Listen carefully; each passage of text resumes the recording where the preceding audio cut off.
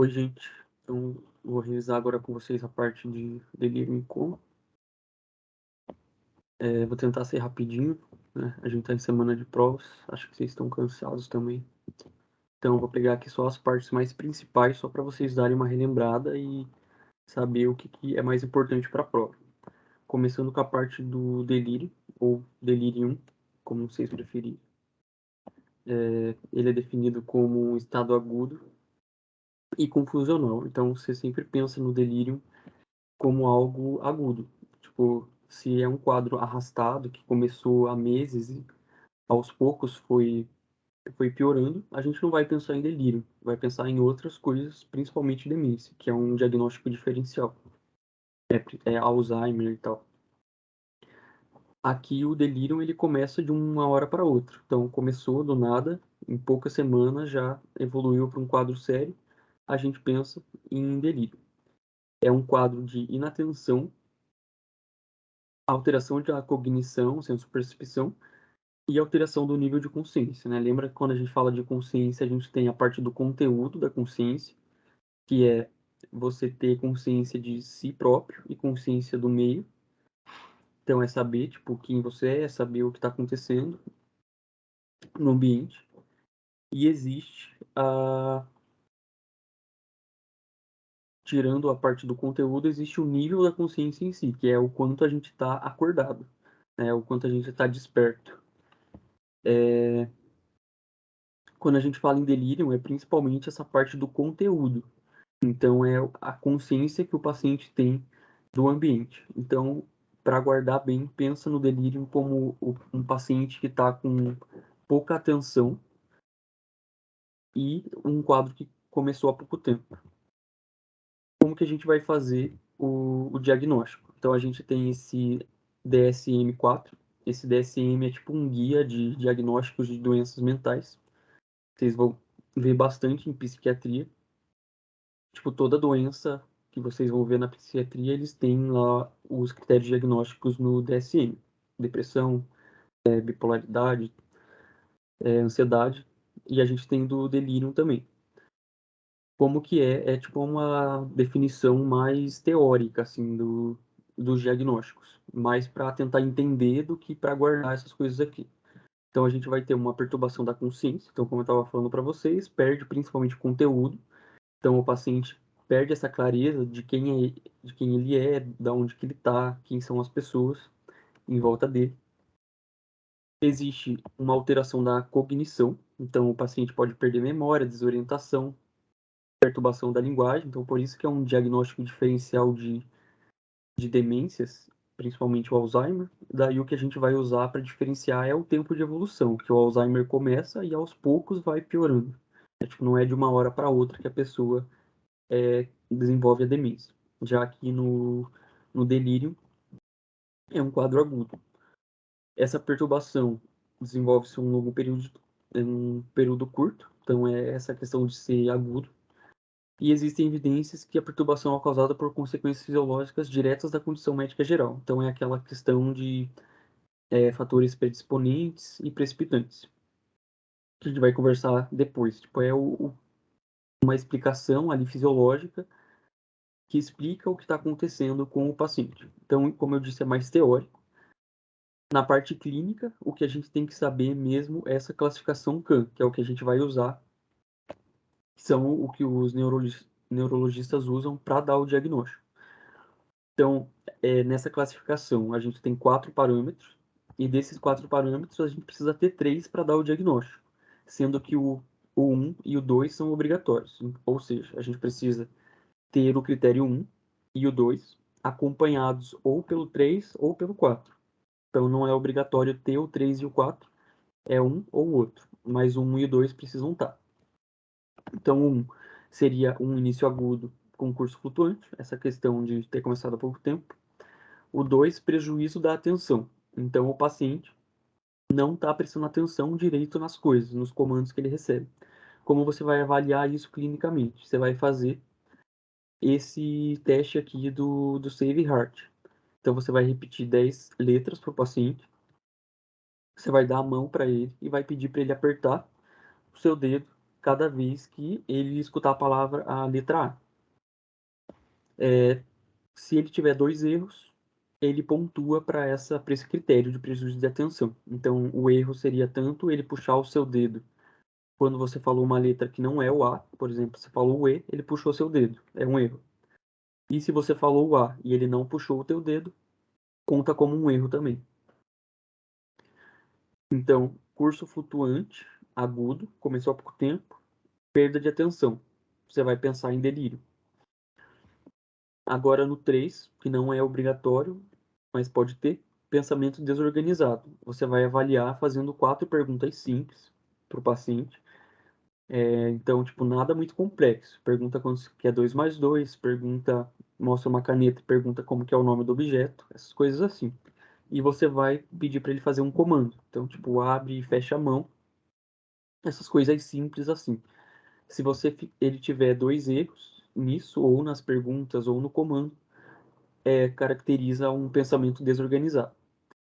E o 4, alteração do nível de consciência, que daí seria pela escala de Glasgow. Então, tendo o 1 e o 2 acompanhados ou pelo 3 ou pelo 4, a gente faz o diagnóstico de delírio. A patogênese da doença. Então, é um distúrbio nas sinapses, acontece alguma coisa ali. Daí tem diversas causas, mas essas coisas vão gerar um distúrbio sináptico. Isso vai fazer com que eu tenha um aumento de dopamina acima do normal e uma diminuição de acetilcolina. Então, os neurônios dopaminérgicos vão estar muito ativados, enquanto os neurônios colinérgicos vão estar inativos. Daí a gente tem esses conceitos de fatores predisponentes, fatores precipitantes. Qual que é a lógica para isso aqui? A gente precisa pensar em fator predisponente como fator de risco para ter a doença. Então, se o paciente tiver uma dessas condições aqui, significa que ele é um paciente que tem um fator de risco. Ele tem um risco maior de desenvolver delírio. O fator precipitante já é diferente, seria no sentido de, se eu tiver uma dessas condições aqui, eu precipito o quadro, ou seja, eu acabo gerando o delírio. Então é meio confuso de entender, mas é importante a gente ter isso claro na mente, porque cai na prova, provavelmente vai ter alguma alternativa falando sobre isso. O mais importante da gente saber é que, assim, quando o paciente ele tem algum fator predisponente, ou seja, ele tem um fator de risco para desenvolver o delírio, só um fator precipitante já é o suficiente para ele ter o delírio. Então, por exemplo, um paciente que é idoso, que a idade é um fator predisponente, é um fator de risco. O paciente que é idoso, só um fator precipitante já pode levar ele a um quadro de delírio. Então, por exemplo, o paciente idoso passou por uma cirurgia. Isso pode fazer com que ele desenvolva delírio. Se for um paciente jovem passando por uma cirurgia, ele não vai desenvolver delírio, não é comum. Agora, se tem um paciente que não tem nenhum fator predisponente, que não é idoso, não tem demência, não tem nenhuma dessas alterações aqui, só uma desses fatores precipitantes não vai ser o suficiente para fazer com que ele desenvolva delírio. Então, tipo, um paciente jovem sem nenhuma dessas condições, se ele tiver uma doença infecciosa, isso não vai ser o suficiente para ele ter delírio. Então, ele precisa de várias coisas. Então, vamos dizer que eu tenho lá um paciente jovem que passou por uma cirurgia e acabou pegando uma doença infecciosa e daí começou a usar vários medicamentos. Então isso, tipo, ele não tem nenhum fator predisponente, mas ele teve vários fatores precipitantes. Então ele pode desenvolver delírio. Agora, se eu tenho um paciente que se enquadra num desses fatores predisponentes, só um fator precipitante já é o suficiente para ele ter delírio. Estou sendo meio repetitivo porque isso cai na prova, tá? Então, tipo, tenham isso em mente. Tratamento. Faz sentido o tratamento quando a gente pensa aqui na patogênese. Então, se eu tenho dopamina alta que está causando esse quadro confusional agudo, eu vou trabalhar pensando em diminuir esse nível de dopamina. Então, eu vou usar esses medicamentos que são chamados de antipsicóticos, que são inibidores de dopamina. O principal é o haloperidol, Quando o haloperidol não dá certo ou a pessoa tem contraindicação para usar, a gente usa o clorpromazina.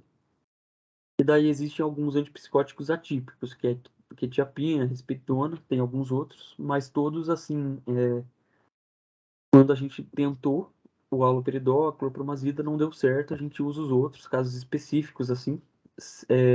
O tratamento ideal, o clássico, é haloperidol. Provavelmente na prova também vai cair que o tratamento para delírio é o haloperidol, que vai diminuir dopamina. Tá, agora que a gente falou do delírio, que é essa condição que é aguda e diminui a atenção, diminui o conteúdo da consciência. Agora a gente passa para o coma. Então, o coma é um comprometimento tanto do componente qualitativo, que é essa questão da ciência do próprio ser e do meio em que ele está, que é o conteúdo, e também o nível de consciência. Então, é a capacidade do indivíduo de estar desperto. O coma é uma deficiência tanto no conteúdo da consciência quanto no nível de consciência. A gente tem níveis de alteração. Então, a sonolência seria o mais fraco, o coma seria o mais grave. Então, sonolência, né? Tipo, algo que todo mundo tem, só pela palavra a gente já consegue saber o que é. Tipo, é uma propensão para o sono. Então, você está sonolento. O teu nível de consciência, de interação com o meio, está diminuído. Você, tipo, perde a atenção mais fácil e tudo. Mas você está com a tua consciência preservada, apesar dela estar diminuída. A turvação da consciência seria uma sonolência associada a alucinações ou ilusões. Então, você começa a ter distúrbios de percepção, é a pessoa que está sonolenta e começa a ver vulto, começa a escutar vozes, começa a ver coisas que não existem. Então, está mais relacionada a esse quadro de delírio. Daí a gente vai para um nível um pouco mais forte da alteração, que é o torpor, que seria um coma superficial. Então a pessoa é como se ela tivesse em coma, tá lá sem responder, mas quando você faz um estímulo nela, ela responde. Então, quando você chama, quando você faz um estímulo de dor, a pessoa se mexe, abre o olho, essas coisas assim. Seria o torpor. Já o coma, acho que para a gente entender bem o que seria o coma, é entender que o coma é o Glasgow 3. Então, o paciente não responde, é o grau mais profundo de rebaixamento. Ele não tem resposta ocular, ele não tem resposta verbal, ele não tem resposta motora.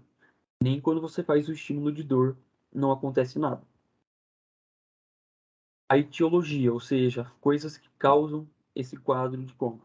A gente pode ter lesão no hemisfério, então, lesões difusas que podem ser causadas por trauma, distúrbio metabólico, infecção e sepsis. A gente pode ter lesão no tálamo bilateral. Então, lembra que o tálamo é uma porta de entrada para o córtex. Tudo que vai para o córtex, as fibras que estão inervando o córtex, elas passam primeiro pelos núcleos do tálamo. Então, ele está bem relacionado com essa questão da consciência por conta disso. Coisas que afetam o tálamo seriam os AVS, tanto o hemorrágico quanto o isquêmico. E a gente pode ter lesão aqui no tronco encefálico, que daí seria ali no mesencéfalo, ponte ou bulbo, principalmente causado por compressões na área, isquemia e hemorragia e uso de drogas. Então, a depender dos sinais que a gente vai achar, a gente consegue perceber, analisar em qual região que está lesionado. Nem sempre o exame de imagem ele vai mostrar a lesão que está causando coma, né? A pessoa está lá em coma, você fez uma tomografia, uma ressonância e veio tudo normal. Então, existem algumas coisas que vão mostrar na avaliação que você vai fazer da pessoa com coma, de onde é o local que está acometido, se é os hemisférios, se é o tálamo ou se é o tronco encefálico. Como que a gente vai fazer esse exame neurológico? Então, o paciente está lá na emergência, chegou com coma, está irresponsível. Você vai fazer o nível de consciência, que basicamente é o Glasgow. É uma coisa que todo mundo tem que saber, sendo neurologista ou não. Tem que saber avaliar o nível de consciência. O padrão respiratório também vai ser super importante para a gente determinar o local da lesão. porque a depender de onde está lesado no sistema nervoso central, a gente vai ter padrões respiratórios específicos. A gente vai ver tamanho e reatividade das pupilas, então também super importante a gente colocar lá a lanterna no olho do paciente, ver se o tamanho está normal, né, se não está nem em miose nem em midríase, se as duas pupilas estão com o mesmo tamanho e se elas estão respondendo à luz. Então, quando você coloca a lanterna lá, o olho tem que contrair, né? A pupila tem que contrair, fazer a miose. A gente vai avaliar isso fazendo esse exame. A gente vai avaliar os movimentos oculares e os reflexos, óculos vestibulares. E, por último, as respostas motoras musculoesqueléticas. Então, começando pelo nível de consciência. É a clássica escala de Coma de Glasgow. Então, isso aqui a gente tem que saber de cor, tem que estar na ponta da língua. É difícil decorar, mas com uma repetição a gente vai pegando com o tempo. Então, abertura ocular, abertura verbal, resposta motora.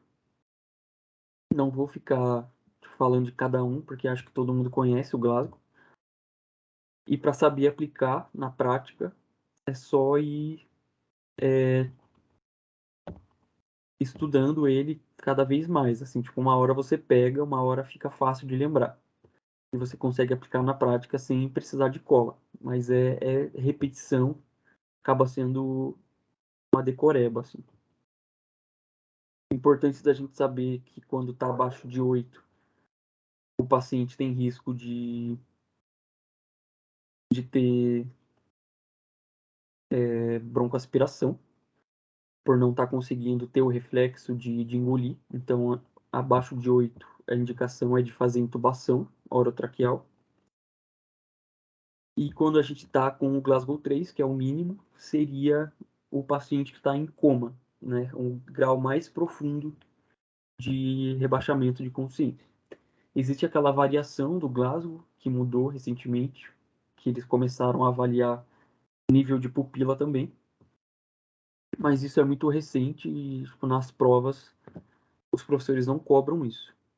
Então, tipo, quando falar de Glasgow, e às vezes tem em questão, tipo, um quadro clínico, né? Tipo, um caso clínico para você, mostrando como que está a resposta ocular, verbal e motora, você calcula e você ignora a resposta pupilar e calcula que considerando só essa classificação clássica do Glasgow. Padrão respiratório. Então, aqui é bem importante a gente saber, principalmente pela questão da localizar onde é a lesão. Então, a gente tem aqui a de Cheyne-Stokes, que vai mostrar para a gente lesões que acontecem no córtex e no tálamo. Então, são lesões difusas. Como que é o padrão de respiração de Cheyne-Stokes? Vai aparecer isso aqui, lá na maquininha. Basicamente, é um período de taquipneia e hiperpneia, seguido de bradipneia. Ou seja, esses termos são difíceis, é confuso. Mas, basicamente, o que você tem que imaginar que é assim, é o paciente que ele começa a respirar mais rápido e a fazer picos de respiração prolongados. Então, é uma inspiração muito longa, uma expiração muito longa, só que rápida. Então, é o paciente que está respirando muito rápido e daí, do nada, ele para de respirar rápido e faz uma bradicineia. Começa a respirar bem devagar. E isso vai se alternando. Uma hiperpneia com uma bradipneia e ele pode ter apipneia em alguns momentos, que é tipo a parada total da respiração, dos movimentos respiratórios e expiratórios. Então, o paciente que está alternando entre taquipneia com bradipneia, respirando muito forte, depois começa a respirar muito fraco, depois muito forte de novo, muito fraco de novo. Cheyne-Stokes, lesão cortical talâmica. Acho que é a mais importante da gente saber. Hiperventilação neurogênica central. O paciente vai fazer inspiração e expirações prolongadas. Então, seria esse padrão aqui.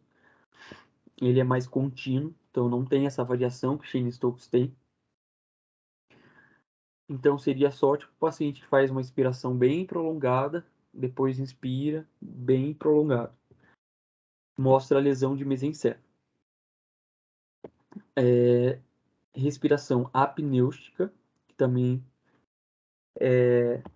vai ter esse padrão no monitor, que é bem padrão, assim, tipo, não tem variação, ele vai fazendo direitinho essas fases. Então, é uma fase inspiratória prolongada. Então, o paciente inspira bem fundo. Aqui está mostrando uma inspiração bem funda, encheu de ar. E daí ele vai fazer uma apneia. Então, ele encheu de ar, ele vai segurar aquele ar lá dentro. Vai ficar um tempo sem respirar. E depois, ele solta o ar também de forma bem devagar. E daí ele tem um período de salvo inspiratório. Ou seja, tipo, ele inspira várias vezes. Inspira e expira várias vezes. Então, seria esse o padrão de respiração apnêutica. Mostra a lesão de ponte. E daí a gente tem a respiração atáxica, ou de BO, que é uma lesão de bulbo, e é quando a gente não tem padrão nenhum. Então, é um ciclo respiratório totalmente aleatório. Eu sei que é difícil guardar essas coisas, tá? Eu não estou falando aqui como se fosse uma coisa muito fácil. Mas como eu disse para vocês, tipo, essas coisas acaba sendo decoreba e repetição. Você vai repetindo, vai fazendo esquema. Eu gostava de escrever, tipo, fazer o gráfico das respirações para ficar mais fácil de memorizar. Tipo, essas coisas caem na prova. Tipo, de falar que o paciente não falar o nome da respiração, só descrever que ele tá, tipo, com uma respiração de taquipneia, seguido de bradipneia, e pode perguntar onde que é o local da lesão. Então, meio que você tem que saber correlacionar, entender que isso é Chine-Stokes e fazer a correlação com o local da lesão. Agora, aqui tem essa imagem só para mostrar então o local da lesão conforme o padrão respiratório. Então, Chine-Stokes, tálamo e hemisfério difuso, hiperventilação neurogênica central, mesencéfalo, apnêutica, ponte, atáxica, bulbo. Então, se você guarda na ordem, também fica mais fácil de lembrar, começando lá de cima, córtex, e daí vai descendo pelo tronco. Exame neurológico da pupila. Acho que aqui é uma parte um pouco mais complicada de guardar também. Mas a gente tem que pensar em tipo, o normal da pupila, que é as duas estarem em tamanho normal, igual, e é um tamanho médio. Então não pode estar muito pequeno, mas também não pode estar muito dilatado. Quando a gente tem, eu gosto também de guardar em ordem, porque eu acho que fica mais fácil de pensar na sequência ali das regiões do sistema nervoso central. Então eu gosto de começar pensando no nervo craniano lesado. O terceiro nervo, ele é o responsável por levar o estímulo até a pupila para que ela contraia. Então, quando você joga a luz no olho da pessoa, o nervo óptico é o que vai captar o sinal de luz que vai até o tronco encefálico. E lá no tronco encefálico, ele vai passar esse sinal para o nervo 3, o nervo craniano 3, que vai ir até a pupila e fazer ela contrair. Então, é mais essa questão motora da contração da pupila. Quando eu não tenho o terceiro nervo funcionando, o que eu vou ter é uma dilatação, porque o nervo 3 ele é responsável por contrair. Então eu vou ter uma dilatação de um olho só, que daí no caso seria o nervo do lado que está lesado. Se eu tenho o nervo direito lesado, o meu olho direito vai estar dilatado. Então a gente fala que é uma pupila fixa dilatada unilateral, lesão de terceiro nervo craniano. Geralmente isso aqui acontece por compressão. Então quando o cérebro incha ou quando eu tenho um tumor ali na região, o terceiro nervo é comprimido, lesionado e a pupila, uma das pupilas fica dilatada. Pupila pequena reativa, ou seja, ela está pequena, menor do que o normal, porém ela não, porém ela está respondendo à luz. Quando eu coloco a lanterna lá, ela ainda consegue contrair um pouco. Seria a lesão de diencéfalo. É menos importante, é mais raro isso aqui acontecer. Daí a gente vai ter a média fixa, que ela está com 5 milímetros, que seria o normal. Então, tipo, tá o tamanho normal de uma pupila. Aqui, desculpa, eu não coloquei se ela estava reativa ou não. Acabou faltando, mas como o nome diz, ela está fixa, então ela não está reativa. Você vai colocar a luz lá, a lanterna, ela não vai se mexer, não vai contrair. Então isso é lesão de mesencéfalo. Então ela vai estar do tamanho normal, mas ela não vai estar respondendo à luz. Daí a gente vai ter a fixa larga. Então se é fixa, é porque não está respondendo à luz. Você colocou a lanterna, não mexeu. E ela está larga, ela está maior que 7 milímetros. Isso mostra a lesão intacto do mesencéfalo. E daí a gente vai ter a pupila puntiforme aqui, que seria uma pupila pequena, então ela está entre 1 e 1,5, não precisa decorar esses valores, é só saber que vai estar pequeno, né? Puntiforme, é só um ponto. Geralmente acontece por overdose de opioide, então lembra que o opioide ele faz um rebaixamento do sistema nervoso central, e é lesão em ponte, então esse é o mais fácil de lembrar, né? Por causa do nome, ponte puntiforme. E daí o nome você sabe que está pequeno. Agora, vamos falar dos movimentos oculares, MO. Então, aqui a gente tem esses movimentos que são o right way eyes e o wrong way eyes. Então, o que, que a gente tem que pensar quando a gente fala desses movimentos? O paciente está com uma lesão, isso tipo específico, então você vai deixar o paciente nessa posição aqui, e esse movimento dos olhos é em relação ao sinal da lesão. Então, por exemplo, se o paciente vira o olho dele para o lado que está a lesão, no caso do exemplo aqui, eu estou com uma lesão no meu lado esquerdo do hemisfério, então o lado direito do paciente aqui perdeu a força, perdeu a sensibilidade, significa que a lesão está do lado esquerdo. Você vai fazer deixar o paciente nessa posição aqui. Se ele virar o olho para o lado da lesão, significa que é um sinal de lesão cortical. Então, está lá no córtex, nos hemisférios, a lesão. E isso a gente chama de right way eyes.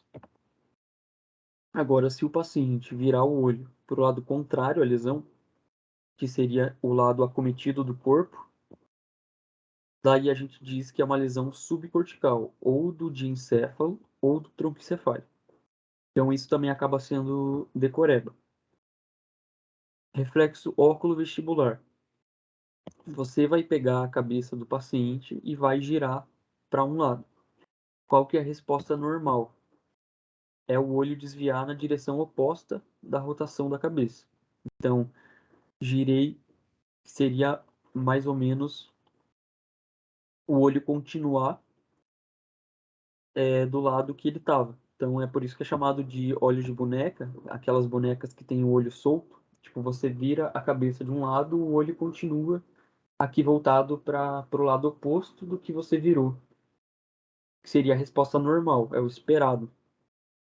Quando você tem uma lesão do tronco encefálico, você vai virar a cabeça do paciente e o olho ele vai acompanhar a cabeça. Isso acontece por lesões ali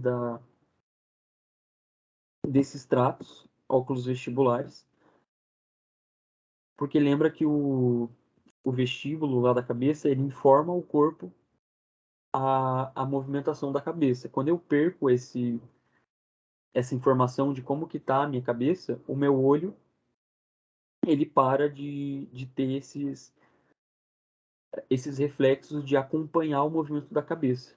Então ele fica ali parado. Então eu virei a cabeça, o meu olho vai virar junto. Não é o normal, que seria tipo eu virei a cabeça, o meu olho continuou aqui virado para frente.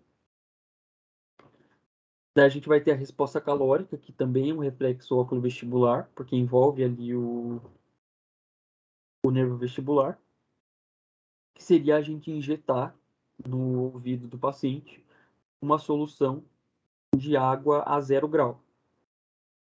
Quando a gente tem essa injeção no ouvido da água a 0 grau, o que a gente espera como uma resposta normal? Lembrar que isso daqui é quando a gente está falando de pacientes comatosos, né? Então a gente vai fazer esses reflexos, testar esses reflexos quando o paciente está em coma e a gente quer tentar descobrir a causa. Se o desvio do olho for para o lado que eu injetei a solução, isso a gente chama de resposta normal. Então foi em direção ao lado do ouvido que eu irriguei. Quando a gente tem uma doença vestibular ou uma intoxicação por sedativos, né, por medicamentos sedativos, a gente vai ter ou a ausência ou um distúrbio da resposta. Então não vai acontecer o que é o esperado, que os dois olhos se voltem para o lugar que a gente está injetando água. Então ou vai virar só um olho, ou a gente não vai ter o olho virando. Então seria um distúrbio dessa resposta. Indicaria essa doença vestibular, no nervo mesmo vestibular, que é o oitavo par, ou uma intoxicação por sedativos.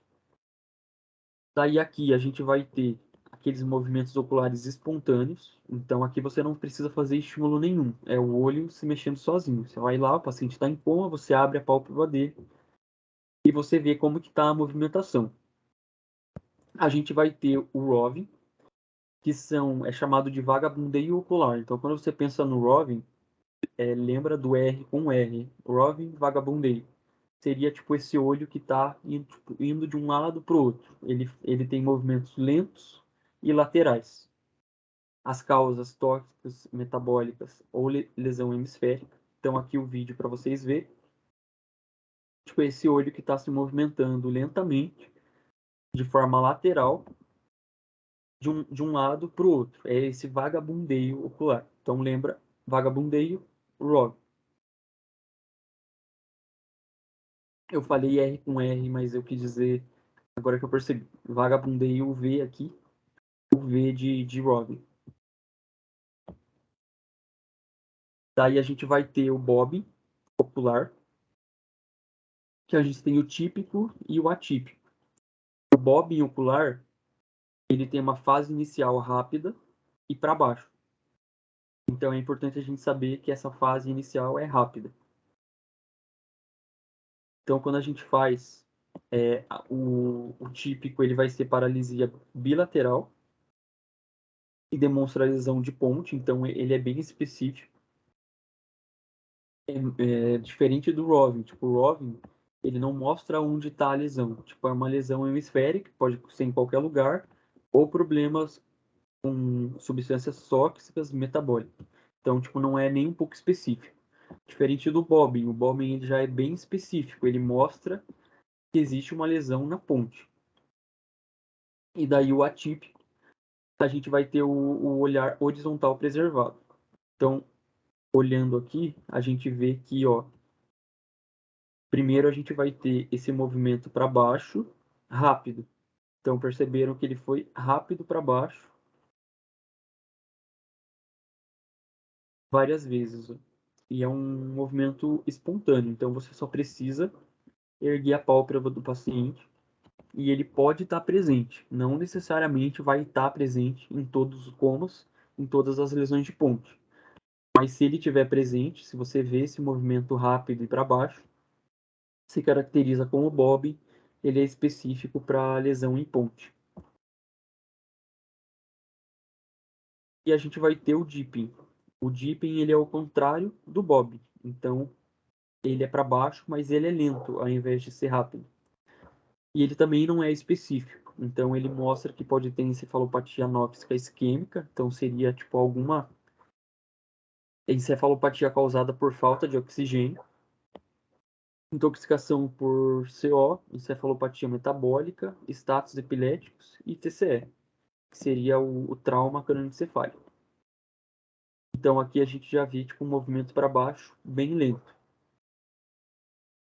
Seria o DIP.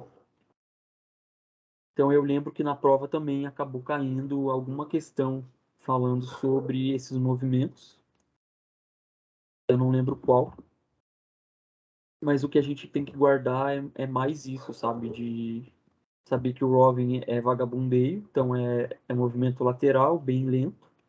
O Bobbing é específico para ponte e é um movimento rápido para baixo.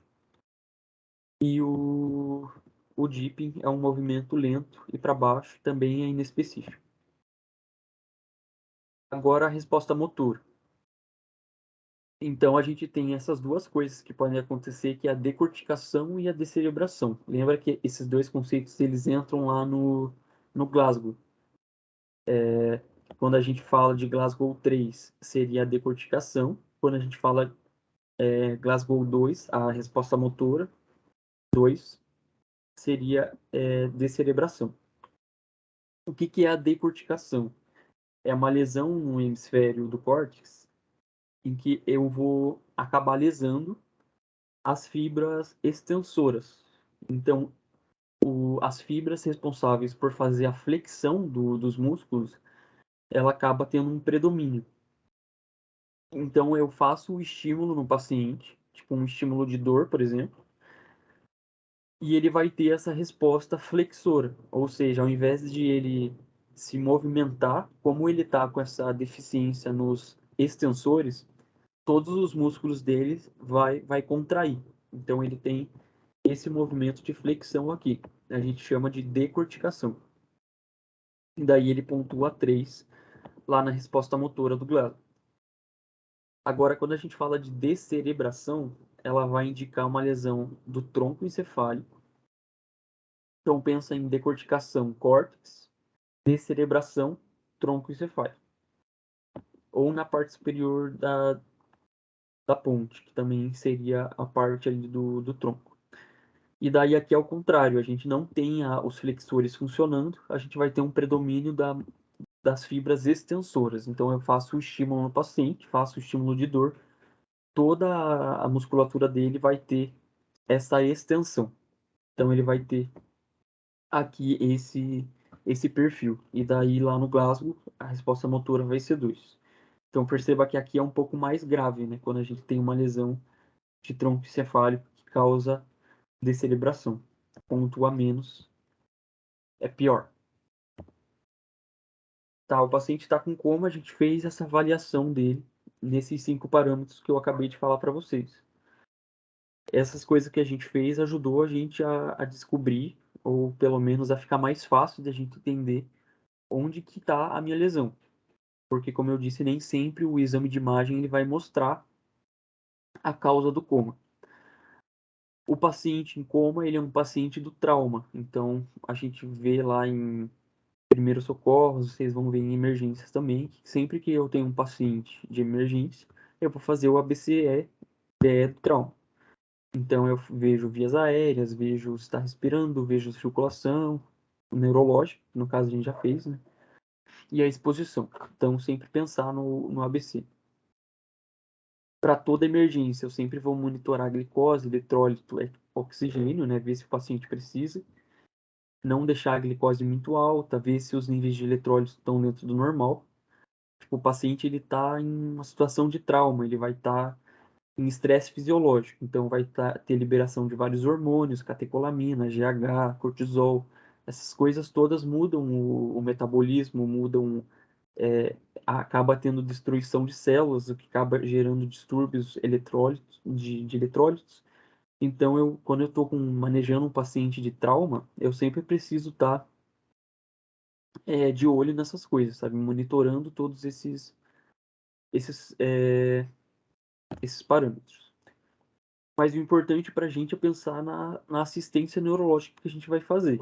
Então, a gente vai dar um manitol, 0,5 grama por quilograma, não precisa decorar essas doses. Mas o manitol, ele é um açúcar que é utilizado como diurético. E ele é super importante para a gente diminuir esse inchaço da cabeça do paciente, para a gente tentar diminuir a herniação, que os pacientes em coma têm esse risco. Geralmente, esse aumento da pressão intracraniana gerada por massas, tumores, edema, por qualquer lesão que seja ali no sistema nervoso central, acaba causando um aumento dessa pressão e acaba gerando aquelas lesões que a gente viu.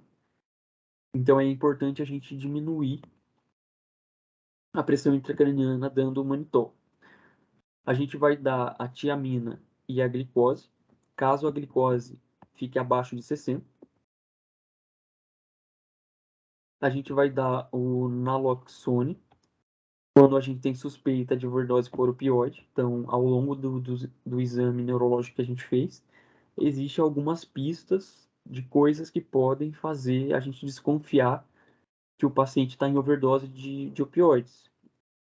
Então, se eu tenho essa suspeita, eu vou dar o naloxone, que seria tipo um antídoto do opioide.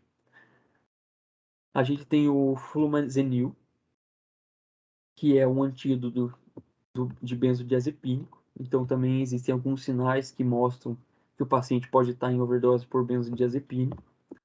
Isso vocês vão ver mais a fundo em emergências, vai ficar mais fácil de entender essas coisas. Mas é mais saber que a gente vai ter esse manejo específico, assim, neurológico, a depender do que a gente encontra nesses exames que a gente faz ao longo da avaliação do paciente. E quando a gente tem uma suspeita por intoxicação, principalmente por drogas, paciente que tenta suicídio, essas coisas assim, a gente faz lavagem gástrica com carvão ativado quando o paciente chega a tempo disso, né? Tipo, geralmente é feito na primeira, no máximo 2 horas, o paciente teve a intoxicação. Dessa aula era isso, gente. Qualquer dúvida que vocês tiverem, só mandar para mim, tá? Eu tento ajudar vocês. Até mais.